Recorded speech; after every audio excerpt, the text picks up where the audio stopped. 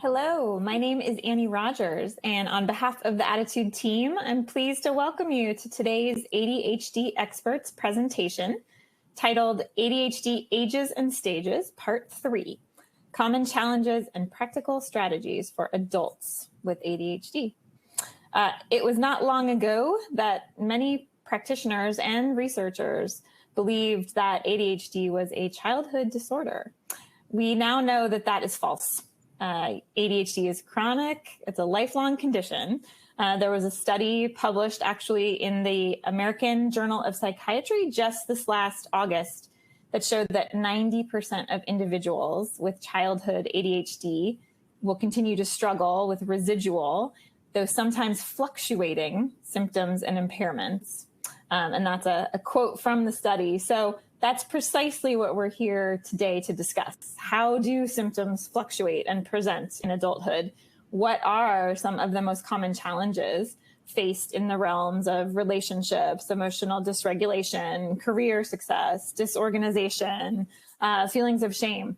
We'll be delving into all of that and discussing practical strategies for support with today's webinar expert, renowned ADHD expert, certified counselor and coach, Meg Leahy. Meg is a nationally certified counselor and board certified coach with special certifications in life, leadership, and career coaching. An educator, counselor, coach, author, and mentor for more than 20 years, Meg believes in providing the skills, understanding, and resources to really help people change their lives. She's the author of 2 editions of the book, Attention Deficit Hyperactivity Disorders Throughout the Lifespan, and has written numerous articles, blogs, webinars on ADHD and mental health issues. She's also worked closely with college students and adults as a clinical associate in the Adult ADHD Treatment and Research Program, which is in the Department of Psychiatry at the University of Pennsylvania. And she's a mentor in the Macy Undergraduate Leadership Fellows Panel at Drexel University. To learn more about Meg, we hope you will visit leahylearning.com. That's LEAHYLEARNING.com. So before I hand the microphone over to Meg, I do have just a quick few housekeeping items. If you are tuned in to the live webinar, you may download the slides now by clicking on the Event Resources section of your webinar screen. And if you are interested in the Certificate of Attendance option, please just keep an eye on your email. You will receive instructions about an hour after we wrap up the live broadcast. If you are listening in replay or podcast mode, visit ADDitudemag.com and search for podcast 376 to access the slides, the webinar replay, certificate of attendance options. And if you support the work we're doing here at ADDitude to strengthen the ADHD community, we encourage you to visit ADDitudemag.com/subscribe and sign up for ADDitude Magazine for your family or to share with a teacher or loved one who could benefit from greater ADHD understanding. And finally, we do have a sponsor for today's webinar, and that is Accentrate 110. Accentrate 110 is a dietary supplement formulated to address the nutritional deficiencies known to be associated with ADHD. Accentrate 110 supports attention, memory, and focus for teens and adults over 110 pounds. You can learn more by visiting phoenixhealthscience.com. That's FENIX healthscience.com. ADDitude thanks our sponsors for supporting our webinars. Sponsorship has no influence on speaker selection or webinar content. So without further ado, I'm so pleased to welcome Meg Leahy. Meg, thank you so much for joining us today and for leading this really vitally important discussion on ADHD in adults. Thank you, Annie. I am thrilled to be here for part 3. The first 2 parts of the ages and stages were really fun to present, and I've gotten lots of great feedback from people, so I'm excited to talk today about adults. So we're going to move right into it. There's a few things that I like to start each of the webinars with, and the first is this quote from Fitzgerald. It's the test of a first-rate intelligence is the ability to hold two opposed ideas in the mind at the same time and still retain the ability to function. One should, for example, be able to see that things are hopeless and yet be determined to make them otherwise. So for me, I feel that this puts into words how I feel about working with ADHD. If I'm going to really help my clients, I need to be able to get inside their brains and figure out how they work. And to do that means that I have to understand the symptoms of ADHD, how they present, and the challenges that they bring. And it also means being tenacious enough to press on and to be able to work and meet my clients where they are so that they can use these strategies and resources that are out there. And often I design my own. So some of those things we're going to talk about today.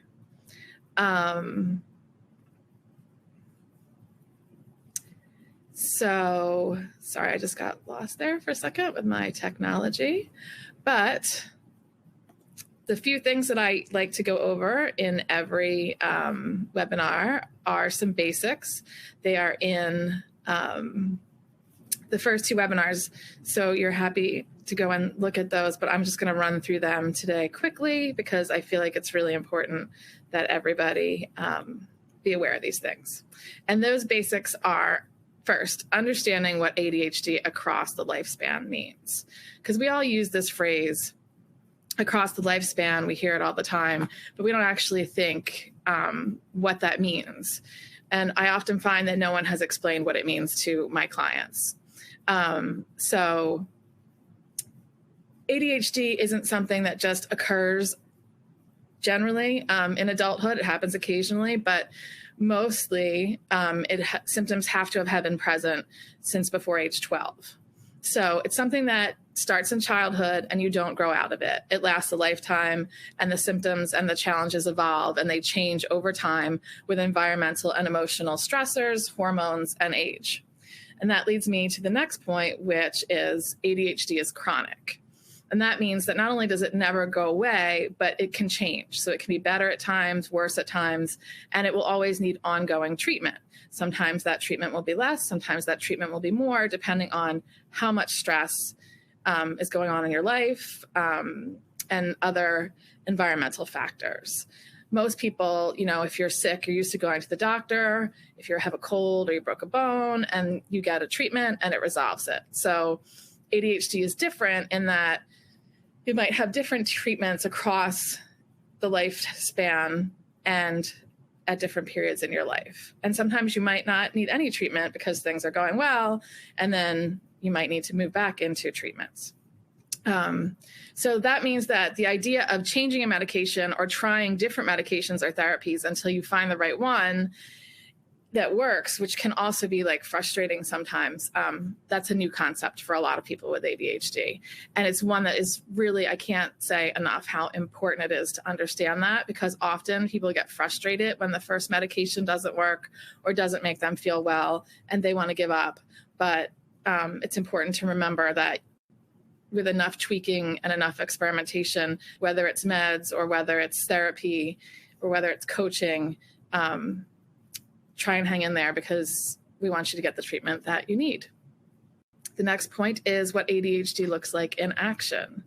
As I mentioned earlier, each person with ADHD has something unique going on inside and outside of their brains. Symptom lists are great. You see them everywhere. There's a great resource of lists on ADDitude.com. If you're interested, we're going to go through some of those today. And symptom lists are always neat and clean on paper. But in real life, not everything applies to everyone, and the symptoms emerge in different ways in many different times. So don't get locked up into what ADHD should look like. Many people look at these symptoms that are for children and think, well, I'm an adult and I don't have those symptoms. Today, we're going to talk about how the symptoms change and evolve over time so that you understand not just where you've been, but where life is going and what it's going to look like. So the question that a lot of people have for me often is, does this mean a lifetime of support? And that sounds a little bit scary, but it doesn't have to be continuous support, and it doesn't have to be with just one person. The best way is to ensure holistic treatment, and that means assembling a team. So you want to have a psychiatrist, a psychologist, a therapist, a coach, all of those people. And you don't need to see those people all the time. You just want to have someone that you can trust, that knows your history, so that when things do shift over time, you can reach out to them and tweak what you need to tweak and get back to running your successful life. And lastly, the last thing I like to talk about is that one size does not fit all. So the resources and supports that your sister or aunt or neighbor or friend might be doing really well with might not work for you. So I always say in the first session when I work with someone, if this isn't working for either of us, I will help you find someone else to work with, because I think it's really important that the rapport and the trust between the person that you're working with is going to make a difference in how your treatment succeeds or does not succeed. So it might mean that you might have to interview a number of professionals, and you might have to start and discontinue treatment with them and maybe try with someone else. And again, it's like I talked about with the medications, it can get a little bit complicated, and it can sometimes be exhausting, but it might be the third or fourth person that you get to who will help change your life. So don't give up, keep pressing forward, and you will get there. And again, all the great resources on ADDitude.mag. There's lots of ways to find the help that you need there. So those are just a few of the basics that I like to share, because I think it's important that we establish those first. And now let's get to what you came for, which is supporting adults with ADHD.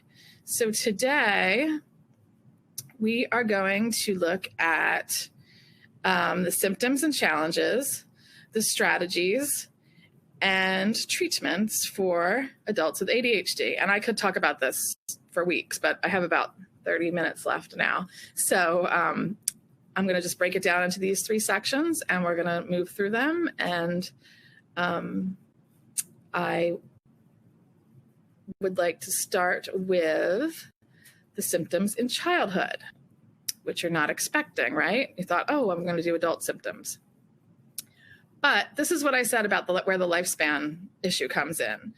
ADHD starts in childhood, not adulthood, right? So in order to understand how you got here today, we're going to just go back for a minute and look forward so that we understand where we need to go next. So this is the ADHD symptom list for children from the ADDitude Mag website. And just looking at that list right now can feel overwhelming, and it might remind you of things that you never thought of during childhood. All of a sudden, things like when you're looking through this list, you just want to take a minute right now. You can picture yourself doing some of those things, or picture the person that you love who has ADHD doing those things. And it brings up memories and also concerns about, what did that mean? Was it treated? Was it untreated? Did you not even recognize that it was ADHD? So if we run through the list, we have short attention span, especially for non-preferred tasks, hyperactivity, which may be physical, verbal, or emotional, impulsivity, which may manifest as recklessness, fidgeting or restlessness, disorganization and difficulty prioritizing tasks, poor time management and time blindness, frequent mood swings and emotional dysregulation, forgetfulness and poor working memory, trouble multitasking and executive dysfunction. We're going to talk about executive function, inability to control anger or frustration, trouble completing tasks and frequent procrastination, distractibility, and difficulty awaiting turn.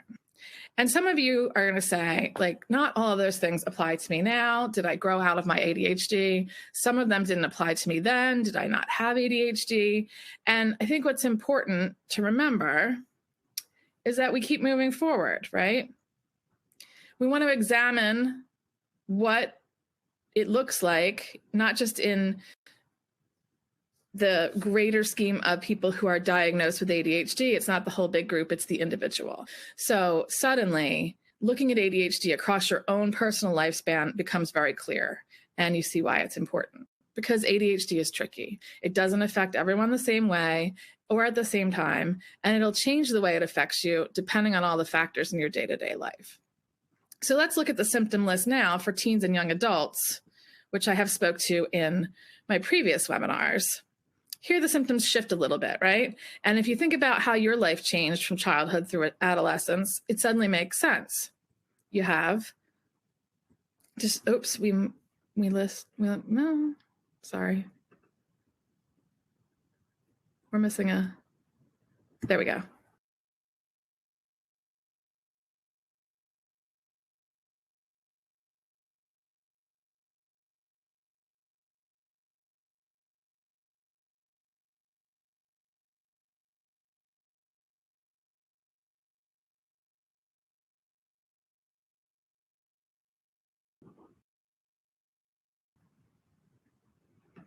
Sorry, I got lost there for a second. Got bumped off when I was changing slides, so I apologize for that.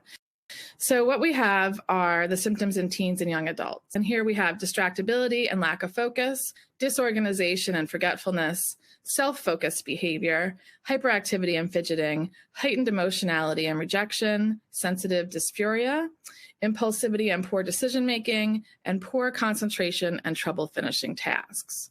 So you can see how these are different than the childhood symptoms. But when you think about these the same way that you thought about the childhood symptoms, you can see how as you grew and changed, so did your symptoms and the actions that were the result of those symptoms.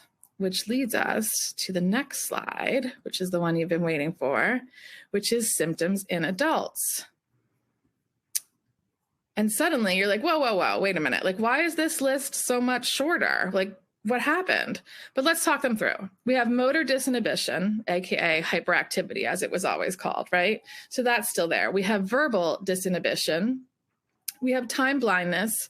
We have less likely to resist, it should say distractions there, and trouble re-engaging after distractions.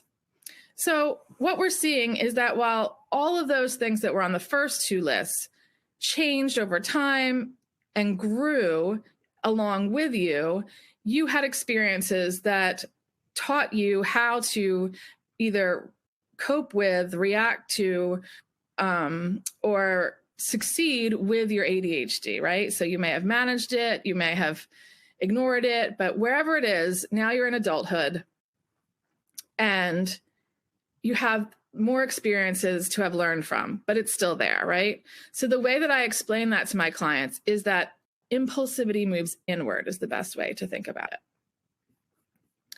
And so we're going to look at this quick slide. I like to call it hyperactivity grows up. And when I say that impulsivity moves inward, what I mean is that in adults, ADHD looks and acts differently than in the two other slides that we've seen for children and teens, right? And so hyperactivity declines usually with age, so that when you reach adulthood, it's not that you're like jumping around or doing all those things that people were concerned about children and teens, but it's more feelings of restlessness and a need to be busy. And all of a sudden we see it in verbal communication, which in grade school or high school, you might have gotten comments home from your teacher that said, talks all the time, had to move her chair.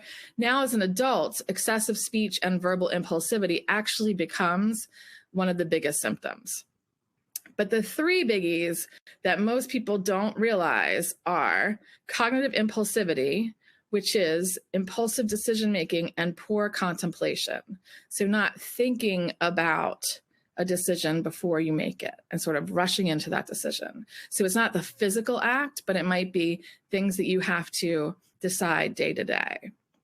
Then there's motivational impulsivity, which is a greater discounting of future rewards.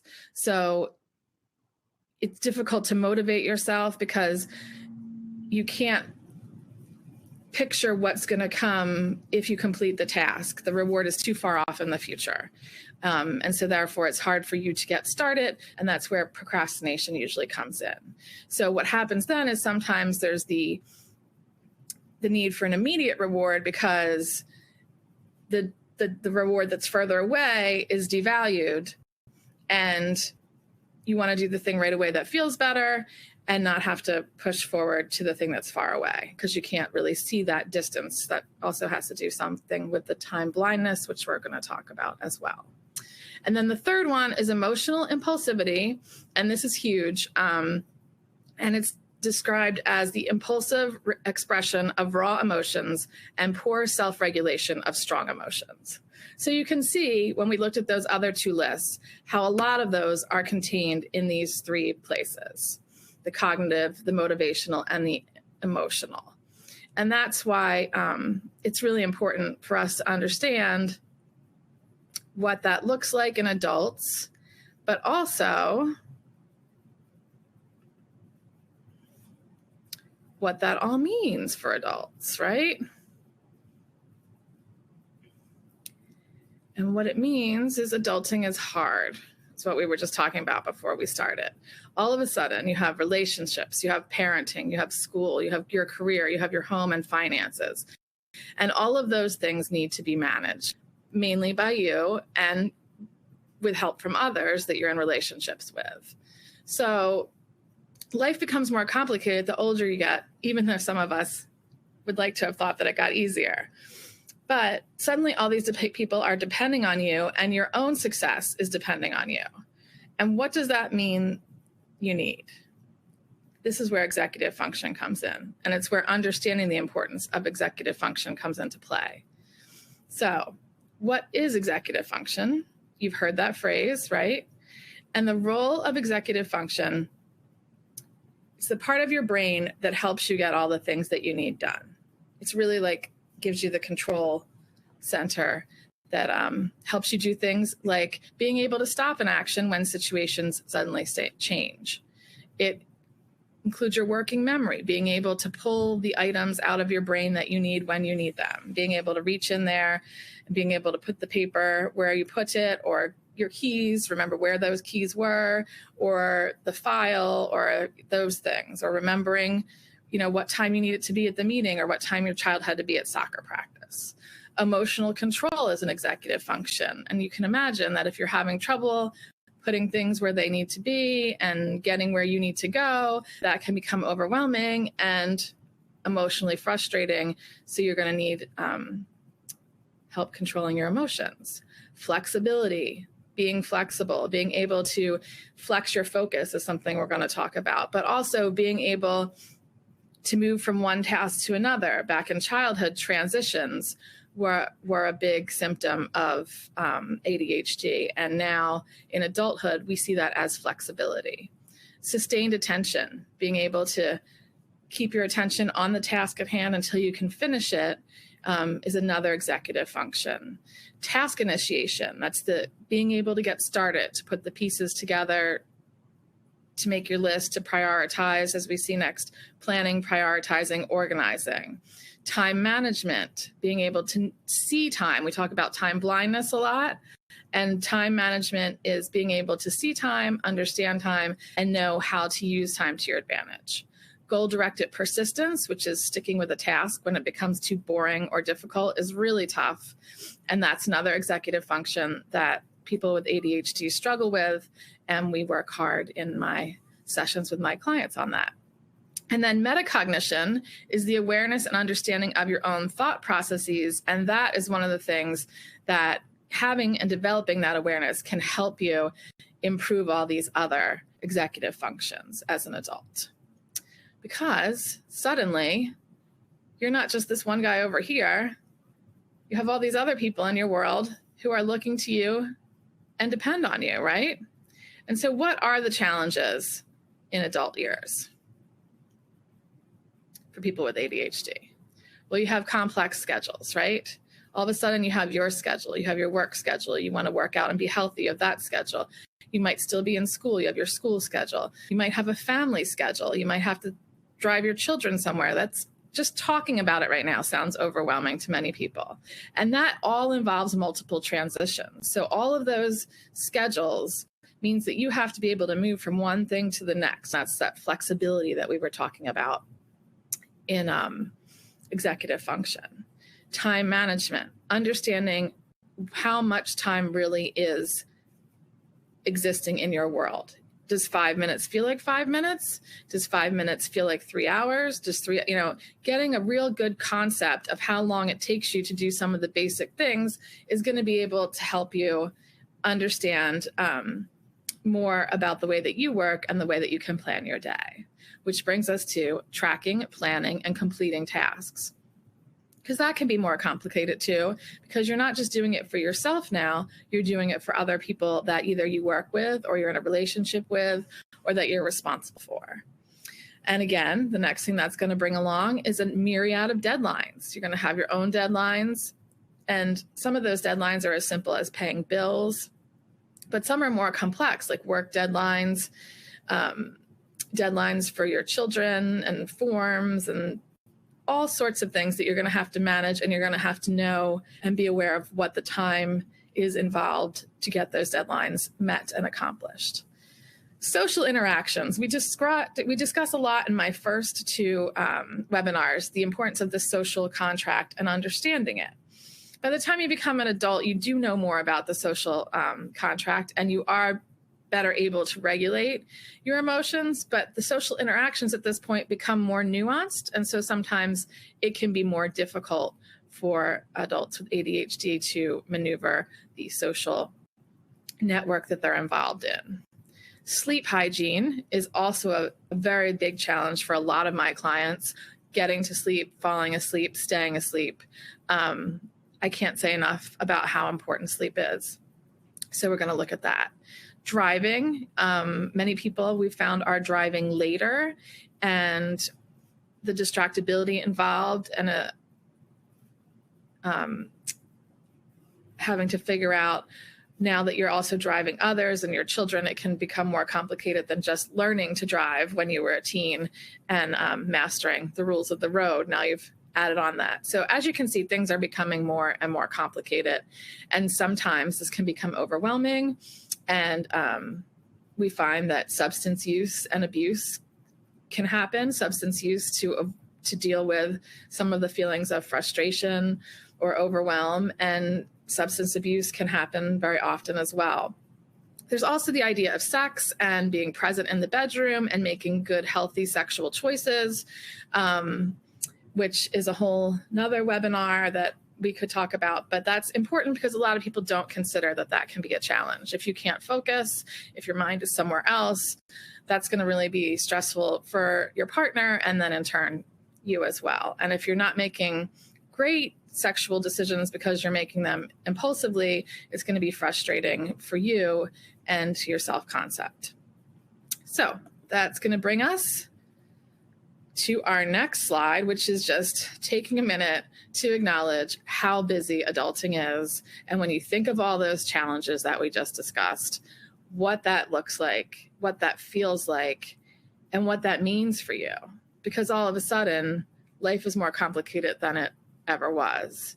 And we were just talking before the webinar about how, especially since COVID, life is more complicated in new and different ways. So I feel like people are struggling more than they were before, because at least in the past, we knew what the traditional way to struggle was, but now we're finding new things and we're all trying to work it out together.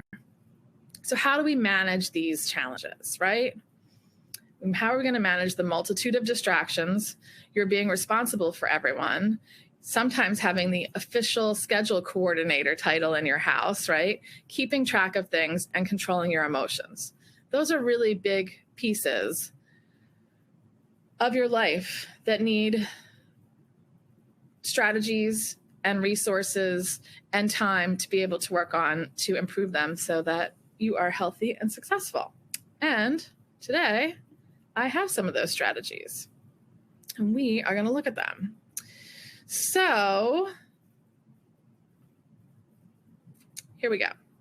The first strategy, I like to call it flex your focus, right? So we talked a little bit when I was running through all those symptoms about how hard it is to sustain focus, right? And now you have so many more things to distract you all around you all the time.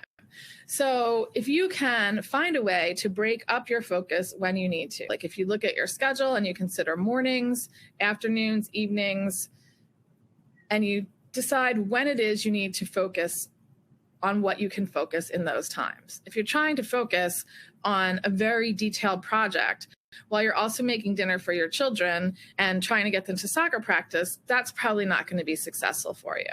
But if you can get up a few hours early or stay up a few hours later, you have some quiet time, and then you know that that's the place where you're going to be able to focus on those things. That gives you the ability to be totally present for your children and your family when they need you. And it gives you the ability to reduce your anxiety, knowing that you have that time later to process those other tasks and complete them in the way that you need to. And we all know that if you reduce your anxiety, it's going to increase your processing speed, which is going to improve your ADHD. So things will not be quite as much of a struggle. Next, I like to say that we make a plan. And by making a plan, what I mean is it's important to have a plan on a bigger level, like what you want to do in the short term, what you want to do in the medium term, and what you want to do in the long term.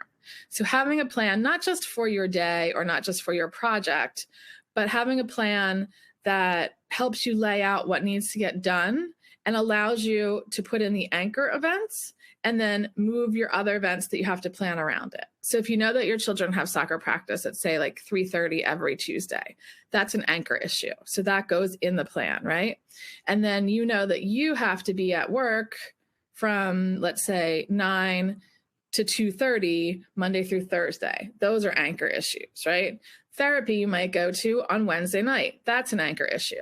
So you have that all set up. And then every day when new things come along, you can fill them in and you know what spaces, what blocks of time you have available to make your plan. The next thing is to use the right tools for you, right? We talk a lot about different tools, and there are all sorts of things out there. There are planners, and the planner thing is probably my favorite thing to talk about, because everybody thinks, well, if I just buy this planner and I just use it every day, that is really going to be, it's going to be great. And then I talk to them 2 weeks later and they say, well, Meg, I didn't fill it in for 3 days, so I just stopped filling it in and I haven't been using it. So that's not the right tool for you then, right? What you want is to create a system that is going to help you be able to use the planner every day. And when you miss days, be able to go back and recover, because that's going to be an effective system. So sometimes the planner can be in a small paper book, right? Sometimes it can be on your phone. Sometimes it can be a wall calendar. Sometimes it's just a notebook that you keep that you put the date on. Sometimes it's a combination of all of those things. And so again, like we talked about with medication and with finding the right doctors and right therapists and right coaches, finding the right planning system for you is probably the next biggest thing after that. Because when you have that and you feel good about that, again, it reduces your anxiety, which reduces the stress that causes your ADHD and exacerbates it. The next slide here is give everything a home. And by that, I mean, have a place for everything, right? So if you know where something is, if you know that you have the drawer that's full of the notepads and the pens, you know where that drawer is, you go there. If you have a place where you exercise and you keep your sneakers and your socks and whatever else you wear when you exercise there, you know they're there, you put them on, you're more likely to exercise. It can come down to anything, like think about your space and think about, do things have a place that they can be put back into and that you know where you will find them when you need them? And that definitely just sort of helps to clear the space, which allows the energy to flow better, which allows you to move along more smoothly from one task to the next. The next thing that I like to talk about is to use your words. What I find often is that when we talk about emotional dysregulation, right, and practicing self-regulation, there's a lot of things inside your head. When you're an ADHD adult, so many things are inside your head and they can build up and you can perseverate on them. And so being able to use your words in a way that is helpful to you and the people around you is really, really important. So giving yourself time, maybe practicing meditation, and then if you practice meditation, knowing when to apply that meditation. So if you are in a heated situation, to take a minute and to bring yourself back into that space of meditation so that you can find the words that you need to speak for yourself. Because very often adults with ADHD are people pleasers. And we will find that sometimes they'll just agree to go along until things escalate out of control and explode. So using your words early on and working with a coach often will be helpful to help you find the right words and how to use them. Also, accountability, using your words to be accountable with your family, with your coworkers, talking about your difficulties, talking about what your ADHD looks like and how it affects you, and letting them know like that this is what's going on. People can't figure out what's inside your head, so it's your responsibility to share with them at the right time in the right place. The other thing I wanted to talk about a little bit, because I moved on a little quickly there, was using the right tools for you. There's other things too that people can use in combinations with not just a planner. Sticky notes, apps, emails, things like that. Using, automating things as much as you can, like your bill paying and reminders for things. Having things delivered, like dry cleaning and groceries and things like that. Anything that you can set up to make your life easier is going to be a positive, because it's going to allow you, like we talked about, to flex your focus. So I just wanted to touch on that for 1 minute. And then the next thing is something that comes up over and over again. And it's something that comes up in most of my sessions with my adult clients and my younger clients, and it really affects the whole family, and that's creating a system for managing electronics. Electronics seem like they are creating, and there was just a study in the Wall Street Journal the other day that I was reading, that they found that TikTok is giving young girls tics. So I don't know, I didn't read the full article, but I was like, oh, wow, that's something that we should all be concerned about, the way they're spending too much time on there, and I guess the way that the technology is affecting their brain. So a lot of us, I fall into this category too. You know, we start to look something up and then all of a sudden it's 10 or 11 p.m. and we're scrolling and we're, you know, not wearing the blue blocking glasses, and we might take it into the bedroom and then we stay on, and then suddenly it's 3 a.m. and it happens to my students, it happens to the adults that I work with. So having a system to manage it, to know when to turn off your computer, to have a place that you put your phone at night. I have a lot of adult clients who put it in the bathroom because that helps them transition from bed to the bathroom in the morning if they're not a morning person. I have families where they put all the phones in a basket in the hallway upstairs by the bedrooms. Get creative and just create a system for managing those electronics before they interfere with all these other things that exacerbate your ADHD.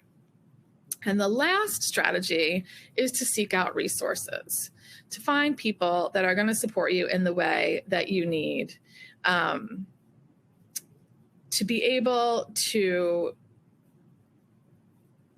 get the help that is going to not just help you understand your ADHD, but support you in a very positive way with positive reinforcement to help you set goals, small goals to build your confidence, and to continue to work with you and your family so that everybody is on the same page and everybody knows what's going on and helps you succeed, and you all succeed together that way because it makes life easier for everyone. And that was a lot of information that I just shared. I know that. So you might feel a little bit sometimes like you're drowning in this information and you think, where do I go next? Which is going to bring me to treatment. Treatment, we break down into, for this webinar, 5 areas. The first is health habits. Often you hear about we all should have healthy habits. Well, I'm calling these health habits. Health habits means making sure that you're getting 20 to 30 minutes of exercise every day, because that's going to help clear your brain. It's going to help your ADHD. It's going to help you feel better about yourself. Another healthy habit is sleep. Setting up your life, like we just talked about with the electronics, that you have a time that you go to bed at night and you wake up in the morning and you feel refreshed and your brain works and you're not exhausted. So making sure that you're getting the complete hours of sleep that you need. And to do that, having healthy sleep hygiene, having a routine at night before you go to bed, knowing what you like to do. If you're going to watch TV, then what time are you going to brush your teeth, wash your face, and then sort of do the wind down if you do meditation or if you read, but no electronics, and just drifting off to sleep in a very relaxed state. That's important. Another health habit is understanding, if you are taking medication, what those medications are doing, how you're feeling, keeping track of those medications and your responses to them to share with your doctors. And that means that we can move into medications. And there are a lot of different medications out there. Stimulants are ones that are generally recommended, but there are others. And medication is not always for everyone. I know that. And it might not be for you at a certain point in your life, but it never hurts to go back and revisit it if you get to a point where you might need it.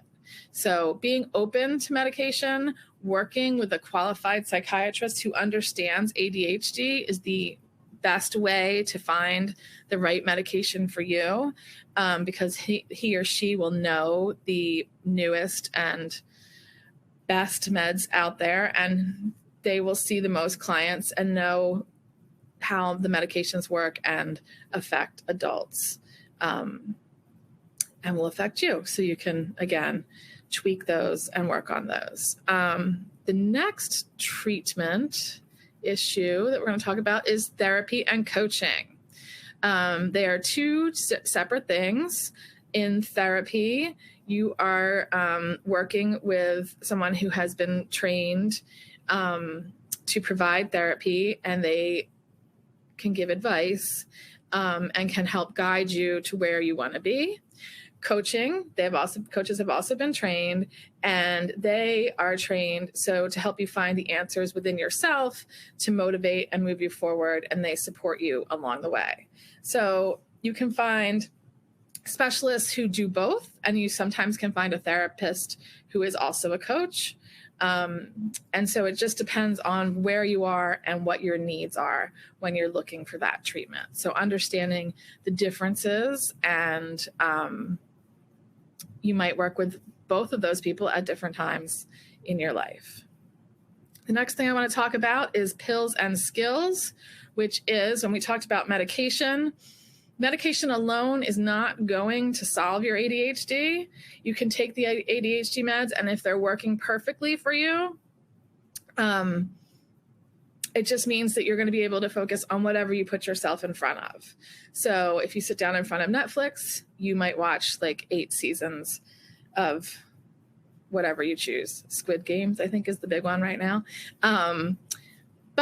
So you need to know, what are the things that when I take my meds, I am going to need to focus on. So gaining those skills, the organization skills, the time management, the dealing with the time blindness, the talking about your emotions. And in those situations, now that the pills, the medications give you clarity, you'll be better able to apply the skills that you learn. And last but not least, we're going to talk about accommodations. And you might still be in school, in which case it's important to have accommodations and talk to your professors about them, and to use the accommodations that are offered. They have come a long way. They're different from campus to campus. So you do want to call ahead and find out what's being offered on campuses before you enroll. But also you want to give some thought, and I've talked about this with a lot of my clients, you want to give some thought to the idea of workplace accommodations. Are you going to share with your company and your coworkers that you have ADHD? And if so, what accommodations will you need to do your job effectively? And I often say that it's important to look and see, if you ask for the accommodations, will they be able to improve the way that you do your job? Or should we really take a look at the job that you have? And is it still a good fit for you? And sometimes accommodations make work easier. And other times we discover that you're simply not right in the right workplace or in the right industry. And we find you a job where you can fit better and flourish, which is the end goal. And so ultimately, having worked with many clients in the last 20 years, my whole thing is that positive reinforcement, positive support, understanding, and just really treating people as if they were what they ought to be. And that way you can help them become what they're capable of becoming. And so to me, I can see where my clients want to go, and I see it as my job to help them get where they can, where I know they can go, and where I want them to believe that they can go. And often at the end of our work together, they do believe that they can get there. So thank you. I think today I actually ended on time, so we have time for questions. Wonderful.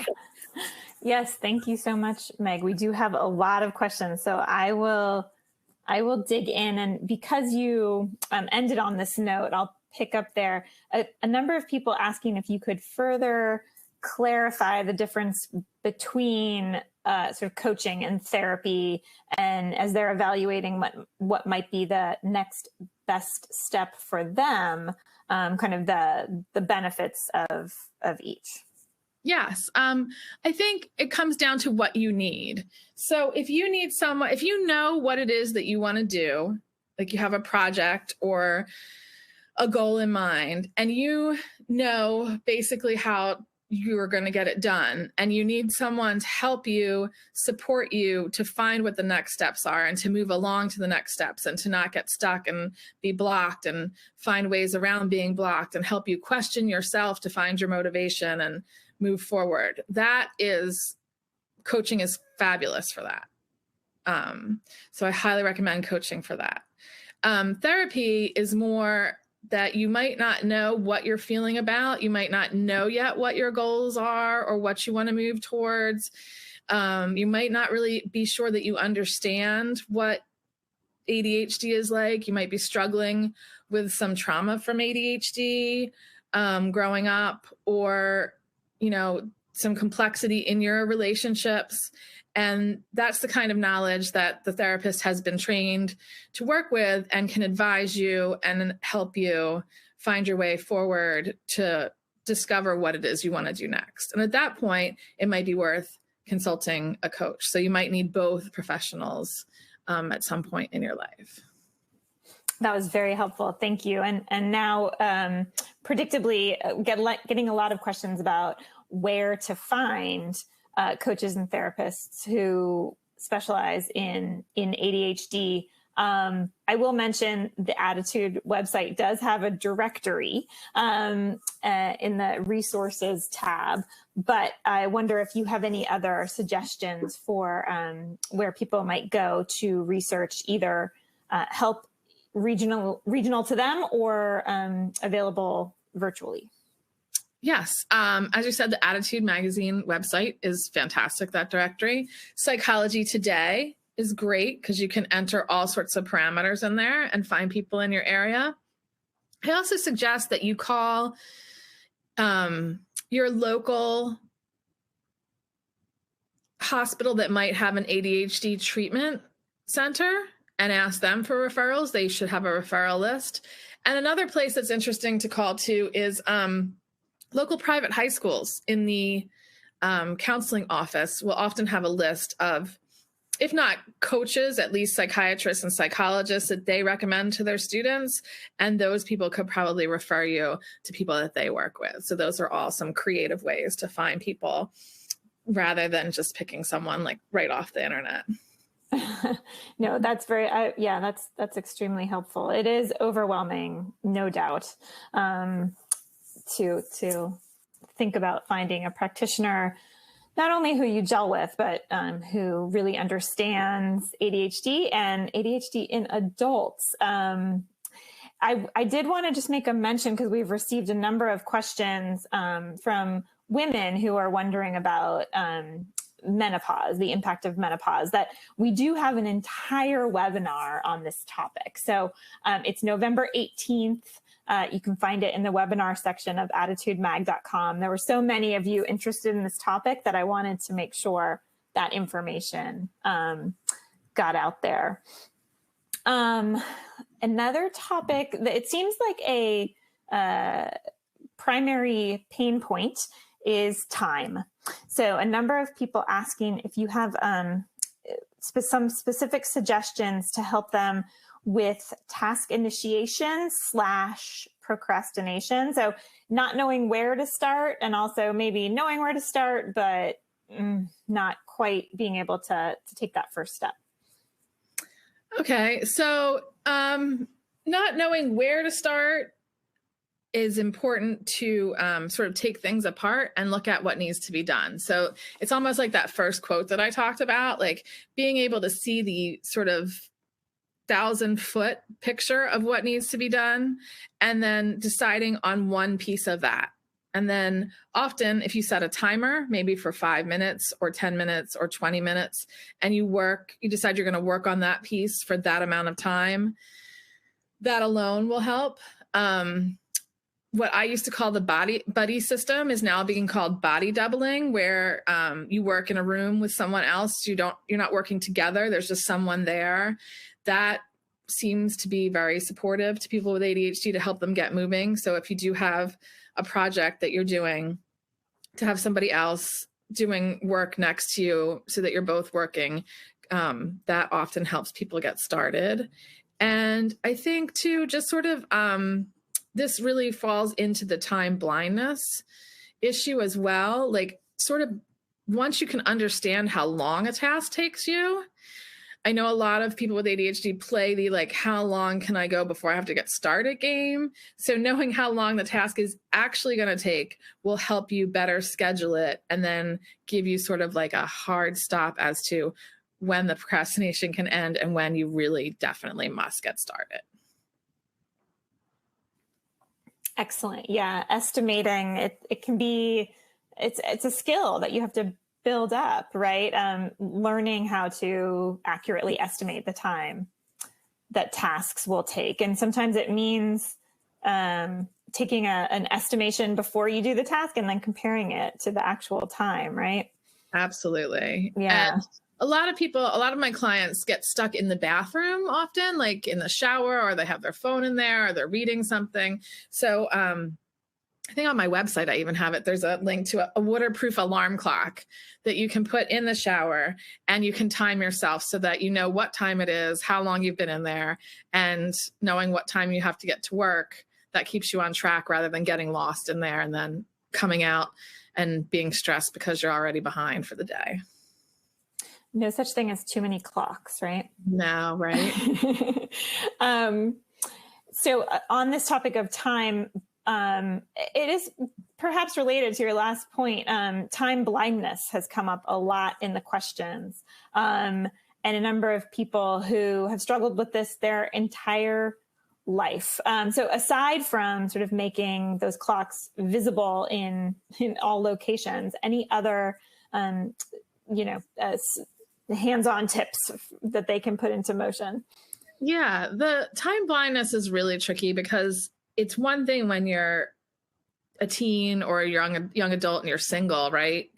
But suddenly when you're older and you have coworkers and teams and family and relatives and all sorts of people counting on you, and then you're the person who's always late or is taking too long or is holding the group up, and it just really can beat down on people's self-esteem. So like we just said, lots of clocks, but also this goes back to the planning piece. If you have the right scheduling system and you work with someone to put together one that works for you, you're going to get the appropriate reminders. You're going to give yourself enough time to get the task done. And it takes a lot of work. It really does. But it is doable. Wearing a watch all the time with the reminders, the Apple Watch is fantastic. Having the reminders come up on your computer screen, just all sorts of outside cues that will help you. One other thing that I do like to mention is that sometimes people will set reminders and then they go reminder blind, I like to call it, where they just start to block out the reminders. And in that case, it's time to switch up something that your brain and your sensory system is going to notice and get your attention. Very helpful. Kind of on the another facet here, the challenge of sticking with a project. Some people are saying that they get bored and they lose interest. They have half-finished projects sort of littering their life, which is similarly a source of stress, especially with spouses and children. You mentioned earlier the importance of positive reinforcement. Is there a way to deploy positivity to help people push through and complete the things that they begin? Yes. It's amazing the shift that can happen when you begin to address things positively. And I know that life is really overwhelming for families and people who are in relationships with ADHD. And sometimes you really just want to, like, you come home and you're like, oh my God, the trash is not out again. And I've asked them 1,000 times to take the trash out. And that can be frustrating, right? And we all have compassion and empathy for that. But what you want to do, if you can, is to harness that and hold that back and start to praise and compliment the times that they do take the trash out. Because the more positive feedback they get about taking the trash out, they're going to want to do it again because they're going to want more of that feedback. Anything that you look at, if you think about the thing that you want to say that is going to be probably the negative thing, like, why didn't you do that? Why couldn't you do this? I can't believe this didn't happen again. Instead, if you can sort of flip that in your head, when you see them doing the thing that you wanted them to do, just fill it with praise. Like, not, over the top, but just like, I'm really impressed. I'm glad that you could get that done. I know that you had a rough day and I know that you still managed to get the trash out there and I really appreciate it. Way to go. Small things like that, because that's what they need. They already feel badly enough about themselves that they probably didn't get enough things done in their day. And then they come home and they forget the trash. And then it's like, oh, one more thing. So that's where the shame spiral comes in. And it's the positive reinforcement that can help avoid the shame spiral. That's so important. We do hear that we've asked the ADDitude audience before, what's the number one thing that you would like your loved ones to know? We asked this of adults with ADHD, and it's that I'm trying.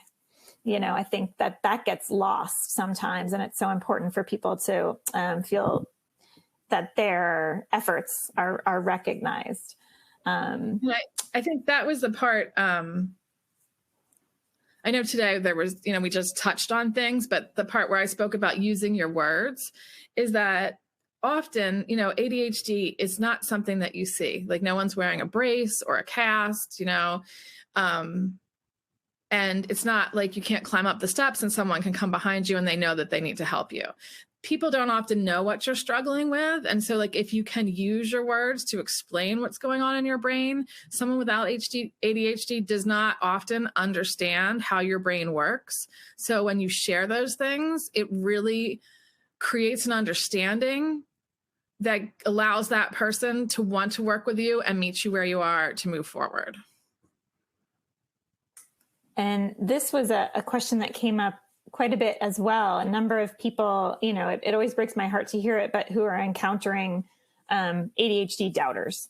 Not just that, but people who really discount their experience as an adult with ADHD. A lot of those myths and misperceptions about it being a childhood disorder for hyperactive little boys still exist today.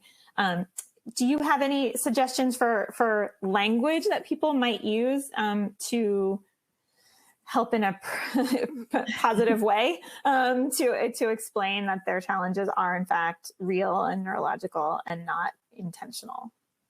Yes. I think obviously the very first one would be to direct them to ADDitudeMag.com, which I do often with families of clients who have ADHD, who might not understand what's going on with them. The other thing, which I've talked about in a number of my webinars, and I talked about it in a podcast that I just did this weekend that is going to be released tomorrow, is that people don't understand that ADHD is not just distraction, it's the way that your brain works. And so explaining to them, and I've used this before, but explaining to them that your brain, if you have ADHD, has a high amount of intelligence in the amount of information it can hold, right? So you can hold tons of information in there. The problem is the rate at which you can process that information is much slower, right? And that's where the disconnect happens. So the way I describe it to people is you open up your computer, you have 15, 20 tabs open, right? You're trying to do a million things in there. You've got everything that you're working on, all different ideas, and all of a sudden the computer can't keep up with it and you get that color wheel of death because it can't process it, right? So those tabs are your brain. The processing speed is your processing speed, and that color wheel of death is ADHD, because what happens when that comes up on the computer? Everything stops. You either get distracted and you look around and you go do something else, or you get frustrated and you like try and figure out what's going on with your computer, or you go downstairs and maybe yell at someone. And when you put it into that perspective for someone who lives with someone who has ADHD, they go, oh, I can see now. That's a visual interpretation. I get it. So feel free to borrow that. Feel free to share that. It really seems to be the most helpful way to help others understand what is just going on inside the head of someone with ADHD. I love that. We have so many visual thinkers. I think that one will be an aha for a lot. So sadly, we are at time, a little bit over. So we will have to conclude our conversation today. But Meg, thank you so much for joining us today. I maybe don't even want to tell you that we received more than 350 questions. So wow. There's a lot of need. And I hope that we were able to at least make a step in the right direction for people. And I know that with your help, a lot of people are leaving with some new ideas and a lot more understanding. Yes. So thank you so much. Oh, you're so welcome. And I'm always happy to answer questions if anybody has any. You have my information, and I'm just thrilled to have been here today to be able to share with all of you. Well, thank you. Yes, you can find the information about Meg's website in the slides. And a number of people asked about how to find out about other ADDitude webinars and articles. I would recommend going to additudemag.com/newsletters. And we actually have an email alert that you can get telling you about upcoming webinars on all kinds of topics. And there are a number of really great ones coming up for adults with ADHD. Next week, we'll be talking about accommodations for students. So any parents out there, please join us for that. But for today, we'll conclude. And Meg, thank you again so much for your time and expertise. Thank you. Have a good one. Thanks.